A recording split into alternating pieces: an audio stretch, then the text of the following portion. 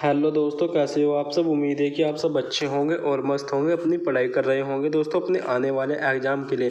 दोस्तों जो आज का हमारा टॉपिक था वो था दोस्तों, हम आपको परमार वंश पढ़ा रहे थे। दोस्तों जो हमारा परमार वंश में उसमें हमने आपको 45 राजा करा दिए गए थे दोस्तों जो हमारा 45वां राजा था वो था दोस्तों हमारा श्याम शाह राजा।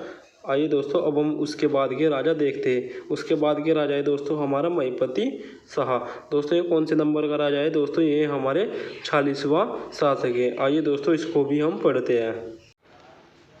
दोस्तों जो हमारे महिपति शाह वो शाह के उत्तराधिकारी थे। दोस्तों जो सन 1622 ईस्वी में गद्दी पर बैठे। दोस्तों ये जो हमारे महिपति शाह है कब गद्दी पर बैठे, ये बैठे थे दोस्तों हमारे 1622 ईस्वी में। महिपति के शासनकाल में दोस्तों क्या है, सर्वाधिक बाहरी आक्रमण हुआ, जिनका महिपति शाह ने कुशलतापूर्वक सामना ही नहीं किया बल्कि शत्रुओं को पराजित भी किया।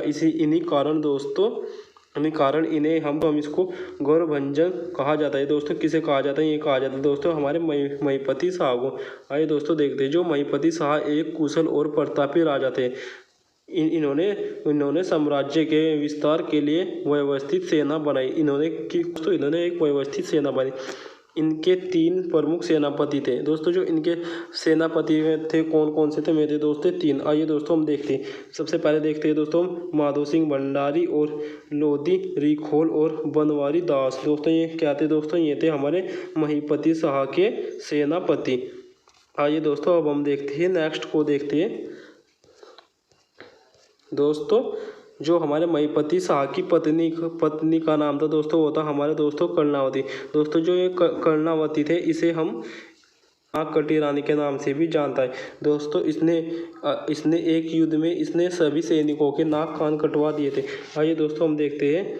दोस्तों जो कर्णावती का जो तलवारबाजी और कुशल कला में निपुण थी। दोस्तों ये हमारी कर्णावती थी, हमारी जो क्या थी दोस्तों, तलवारबाजी और कुशल कला में निपुण थी। उनकी मृत्यु के पश्चात दोस्तों जो 7 वर्षीय पुत्र था वो कौन था दोस्तों, वो था दोस्तों हमारा पृथ्वीपति शाह।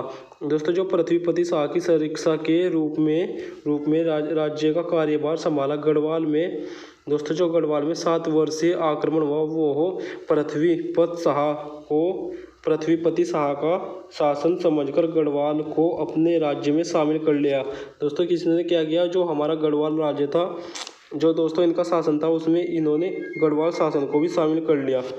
शाहजहाँ के सेनापति कौन थे, वो थे दोस्तों हमारे नवजात खान ने दून घाटी पर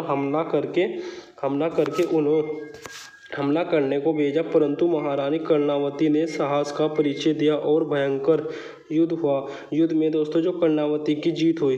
दोस्तों जो हमारे जो युद्ध हुआ उसमें हमारी जो कर्णावती उनकी जीत हुई और रानी कर्णावती ने युद्ध में बचे हुए सैनिकों को क्या करवा दिए गए। दोस्तों जो हमारे युद्ध में सैनिक बच जाते हैं उन्होंने इसके सैनिकों को पकड़कर उनको कान काट दिए। और इस घटना के बाद दोस्तों जो हमारी नागकटी रानी के नाम से यह दोस्तों प्रसिद्ध हो गई होती दोस्तों हमारी कर्णावती। आइए दोस्तों देखते हैं। दोस्तों साथ ही अत्यधिक दयालु भी थी यह। 1640 में ईस्वी में रानी कर्णावती ने चमोली जिले के हट गांव में एक ब्राह्मण की भूमि दान दी। दोस्तों ये जैसी दोस्तों ये लड़ाकू थी ऐसी है साहसी और परक्रमी भी थी। माधो सिंह भंडारी को साक्षी बनाया गया। जो हमारे जो राजा है महिपति शाह का शासनकाल, तो दोस्तों जिसमें इनकी एक सरीक्षा थी वो थी दोस्तों कर्णावती ने क्या किया दोस्तों, कर्णावती ने एक युद्ध में बचे हुए सैनिकों के नाक कान कटवा दिए गए। आइए दोस्तों हम देखते हैं अपने नेक्स्ट राजा है दोस्तों हमारा पृथ्वीपति शाह। दोस्तों जो पृथ्वीपति शाह है वो हमारे कौन से नंबर का राजा है, वही दोस्तों हमारे 47वें नंबर का राजा है। आइए दोस्तों इसको भी हम पढ़ते हैं। दोस्तों जो पृथ्वीपति शाह की भांति वीर और पराक्रमी था। जब पिता की कुमाऊं युद्ध में मृत्यु हो जाती है तो उस समय जो पृथ्वीपति शाह था वो कितने मात्र का था दोस्तों, वो मात्र 7 वर्ष का था और महारानी कर्णावती के संरक्षण में पृथ्वीपति शाह को राजा बनाया गया। दोस्तों जो इसकी संरक्षा थी वो किसको राजा बनाया, वो पृथ्वीपति शाह को मात्र कितने वर्ष का राजा बनाया, मात्र 7 वर्ष का राजा बनाया। इसी दौरान शाहजहाँ को पता चला कि गढ़वाल पर एक रानी राज कर रही है। किसको पता चला? वो पता चला दोस्तों हमारे जो दिल्ली समकालीन जो दोस्तों हमारे मुगल शासक कौन था, वो था दोस्तों हमारा शाहजहाँ। उसको पता चला कि गढ़वाल पर एक रानी राज कर रही, जिसका लाभ उठाने के लिए गढ़वाल पर आक्रमण किया और महारानी कर्णावती शाहजहाँ के सेनापति दोस्तों जो शाहजहाँ के सेनापति भी था, वो था दोस्तों हमारा नवजात खां के बीच भयंकर युद्ध हुआ। इसमें महारानी की विजय हुई और नवजात खां भाग खड़ा हुआ। लेकिन दोस्तों जो हमारे 19 वर्ष के बाद शाहजहाँ ने 1665 ईस्वी में खल्ली तुला के नेतृत्व में सिरमौर के शासक दोस्तों जो हमारे सिरमौर के शासक थे, वो थे दोस्तों हमारे बाज बहादुर चंद की सहायता से गढ़वाल पर विजय प्राप्त की और कुछ क्षेत्रों पर अधिकार कर लिया। आइए दोस्तों हम देखते हैं। दोस्तों जब पृथ्वीपति शाह पूर्ण राजा बन रहा था, तब मुगल शासक शाहजहाँ का राज्य घरा कलेश से गुजर रहा था। सामूगढ़ के युद्ध के दौरान दोस्तों जो सामूगढ़ का युद्ध हुआ, वो दोस्तों दारा सिखों से पराजित हुआ। तब वह सुलेमान तब उसके पुत्र दोस्तों जो इसका औरंगजेब का पुत्र हुआ था दोस्तों सुलेमान सिखों ने गढ़वाल नरेश की यहाँ शरण दी, क्योंकि उत्तर भारत में गढ़वाल का एकमात्र स्वतंत्र राजा था जो मुगल सम्राट से टकराने का साहस रखता था। औरंगजेब ने अपने शत्रु को शरण देना और अपना घोर अपमान समझा, जिसके कारण हमारे 1669 में मुगलों के द्वारा दोस्तों ये क्या हुआ दोस्तों, मुगलों के द्वारा भयंकर युद्ध हुआ। तो दोस्तों ये था हमारा जो आज का राजा है दोस्तों, वो है दोस्तों हमारा पृथ्वीपति शाह। ये कौन से नंबर का था दोस्तों? ये था दोस्तों हमारे 47वें नंबर का राजा। आइए दोस्तों हम देखते हैं अपने नेक्स्ट राजा है दोस्तों हमारा, वो है दोस्तों हमारा फतेहपति शाह। दोस्तों ये हमारा कौन से नंबर का राजा है दोस्तों? ये हमारे 49वां शासक है। आइए दोस्तों अब इसको भी हम पढ़ते हैं। दोस्तों जो हमारा महिपति शाह और पृथ्वीपति शाह ने गणराज्य को समृद्ध और शक्तिशाली बनाया। फतेहपति शाह के दौरान इसे गौरव को बनाए रखने के लिए चंद्रगुप्त विक्रमादित्य के भांति राजकाज किए गए। दोस्तों आइए दोस्तों देखते हैं जो शिवाजी की बात ही और दोस्तों इसलिए इतिहास ने फतेह शाह के शासनकाल को दोस्तों इसलिए जो हमारे राजा है वो फतेह शाह के शासनकाल को क्या कहा है दोस्तों? वो कहा है दोस्तों हमारे गढ़वाल का स्वर्णकाल कहा है। आइए दोस्तों और छंद सागर पिंगल फतेह शाह को क्या कहा है दोस्तों? उसने कहा है दोस्तों गढ़वाल का शिवाजी। किसे कहा है दोस्तों? गढ़वाल का शिवाजी कहा है दोस्तों हमारे फतेह शाह को। आइए दोस्तों देखते हैं दोस्तों जो फतेह शाह राजगद्दी पर बैठने के तुरंत बाद वो दोस्तों सिरमौर का युद्ध लड़ा और पोटा व जौनसार पर अधिकार कर लिया। कहाँ पे अधिकार किया दोस्तों? वो कर लिया था दोस्तों हमारा पोटा और जौनसार में, जिसमें सिरमौर का शासक भयभीत हो गया। तो दोस्तों ये था जो दोस्तों, और आइए दोस्तों और देखते हैं दोस्तों जो हमारे तो दोस्तों और की फतेह शाह की पुत्री दोस्तों जो हमारे फतेह शाह इनकी पुत्री थी वो पुत्री का विवाह किससे हुआ था दोस्तों? हमारे बिलासपुर के राजा कौन थे? वो थे दोस्तों हमारे भीष्मचंद्र के पुत्र के हो जाने से गुरु गोविंद और फतेह शाह के बीच दूरियां बढ़ गई। दोस्तों वो जिससे भी ब्याह हुआ था वो कौन था दोस्तों? भीष्मचंद्र। तो दोस्तों आइए दोस्तों हम देखते हैं और उनके सौंदर्य व प्रसिद्धि को देखकर फतेह शाह को संदेह हुआ, जिस कारण गुरु गोविंद और फतेह शाह के बीच कौन सा युद्ध हुआ दोस्तों? हुआ था दोस्तों हमारा बघेड़ी का युद्ध, जिसमें ना तो किसी की हार और ना ही किसी की जीत हुई। तो ये था दोस्तों जो आज का हमारा राजा, ना ही दोस्तों इसमें किसी की हार हो। आइए दोस्तों हम देखते हैं दोस्तों जो हमारे फतेह शाह इसमें हमारे कितने रत्न मिलते हैं दोस्तों? इनके हमारे दोस्तों ये थे दोस्तों हमारे रत्न कवि। ये कौन थे दोस्तों? फतेह प्रकाश और फतेह शाह। मतिराम वर्दत, छंद सागर पिंगल और रामचंद्र फतेह शाह, यशोवर्मन और जटा सागर फतेह शाह करण ग्रंथ। आइए दोस्तों हम देखते हैं दोस्तों जो इसके अतिरिक्त फतेह शाह अत्यधिक धार्मिक और प्रवृत्ति के राजा थे। दोस्तों जो नाथ पंथ के अनुयायी थे वो कौन थे दोस्तों? वो थे दोस्तों हमारे फतेह शाह, और जिसे दोस्तों सिख गुरु राम राय को राज्य में सम्मान सहित बुलाया और देहरादून में एक गुरुद्वारे का निर्माण करने की अनुमति प्रदान की। गुरुद्वारे की आय प्राप्ति के लिए आय प्राप्ति के लिए इन्होंने अपना एक सेनापति को रखा। तो दोस्तों ये था जो आज का हमारा राजा है वो कौन सा है दोस्तों, फतेहपति शाह का शासनकाल। आइए दोस्तों अब हम देखते हैं अपना नेक्स्ट राजा है दोस्तों हमारा उपेंद्र शाह के शासनकाल को भी आइए दोस्तों हम देखते हैं।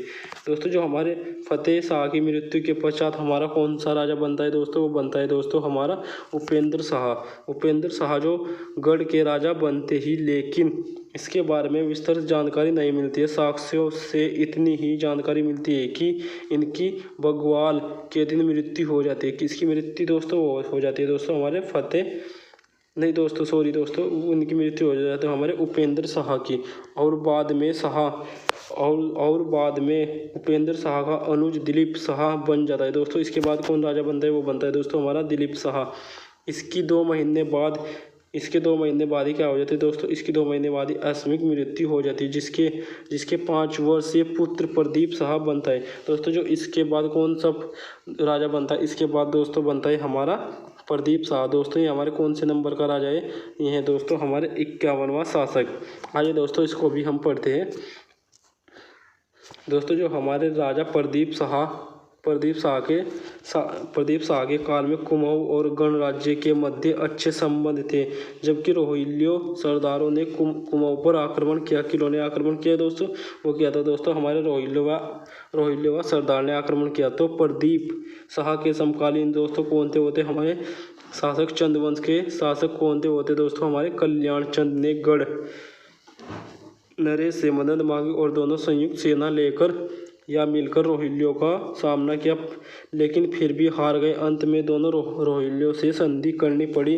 रोहिल्यों ने दोस्तों जो हमारे चंद्रवंश है और हमारे प्रदीप शाह, उन्होंने नरेश से 3 लाख रुपए की मांग की। गढ़वाल नरेश ने पुनः मदद की और अपने राजकोष से भुगतान किया। कितने लाख रुपए दोस्तों, वो किया था दोस्तों 3 लाख रुपए का भुगतान। इतिहासकार विल्सन के अनुसार प्रदीप शाह का शासनकाल शांतिपूर्ण और ऐश्वर्यशील रहा दोस्तों। जो इनकी मृत्यु हो जाती है वो हो जाती है दोस्तों हमारी 1972 में प्रदीप शाह की मृत्यु हो जाती है। तो दोस्तों ये था हमारे प्रदीप शाह का शासनकाल। आइए दोस्तों अब हम देखते हैं अपने नेक्स्ट राजा है दोस्तों हमारा ललित शाह को देखते हैं। दोस्तों जो हमारे ललित शाह है हमारे 52वें नंबर का शासक था। आइए दोस्तों अब हम देखते हैं जो दोस्तों हमारे प्रदीप शाह की मृत्यु के पश्चात इसके बाद हमारा राजा बनता है दोस्तों ललित शाह। दोस्तों जो 1772 ईस्वी में ललित शाह वो कहीं पर दोस्तों वो गद्दी पर बैठने के 3 वर्ष बाद 1775 व 1778 में सिखों ने 2 बार आक्रमण किया। किसने आक्रमण किया दोस्तों, वो किया था दोस्तों हमारे सिखों ने, जिसमें ललित शाह की पराजय हुई और उसके बाद सिखों ने गढ़ राज्य पर भारी लूट मचाई। और उस समय हमारे कुमाऊं के राजा कौन थे होते दोस्तों हमारे दीपचंद। गरा कलाश का लाभ उठाकर मोहन और रोतलियों के नाम पर व्यक्तियों ने दीपचंद के जीवित रहते हुए शवम को दोस्तों कुमाऊं का नरेश घोषित कर दिया। हर्षदेव जोशी व अन्य दोस्तों जो हमारे हरदेव जोशी कौन थे दोस्तों, होते दोस्तों हमारे दीपचंद के सेनापति, और वह अन्य मंत्रियों ने इसका विरोध किया। और गढ़वाल के राजा कौन थे, ललित शाह को कुमाऊं में आमंत्रित किया। ललित शाह ने दोस्तों जो विशाल सेना के साथ मोहन सिंह से युद्ध किया। किससे युद्ध किया दोस्तों, वो किया था दोस्तों हमारे मोहन सिंह से युद्ध किया। आइए दोस्तों देखते हैं। और राज सिंहासन पर बैठा और हर्षदेव जोशी को प्रधानमंत्री नियुक्त किया। और कुमाऊं से लौटते वक्त ललित शाह की दोस्तों मलेरिया हो गया और दुल्हाड़ी नामक स्थान पर मृत्यु हो जाती है। किसकी दोस्तों ये था तो हमारा एकमात्र राजा था जो मलेरिया के कारण किसकी मृत्यु हुई थी, वो हुई थी दोस्तों हमारे ललित शाह की मृत्यु। आइए दोस्तों अब हम देखते हैं दोस्तों प्रद्युमन चंद के नाम से कुमाऊं पर गद्दी पर बैठा। तो दोस्तों ये था हमारा जो आज का राजा ललित शाह। आइए दोस्तों ये थे हमारे राजा जो हमने आपको कराए दोस्तों। हमने आपको शाम शाह से लेकर ललित शाह तक के राजा कराए। तो दोस्तों अगर आपको वीडियो अच्छा लगा है तो वीडियो को लाइक शेयर और सब्सक्राइब कर देना। और दोस्तों हम नेक्स्ट पार्ट आपके लिए ही लेकर आएंगे। धन्यवाद दोस्तों।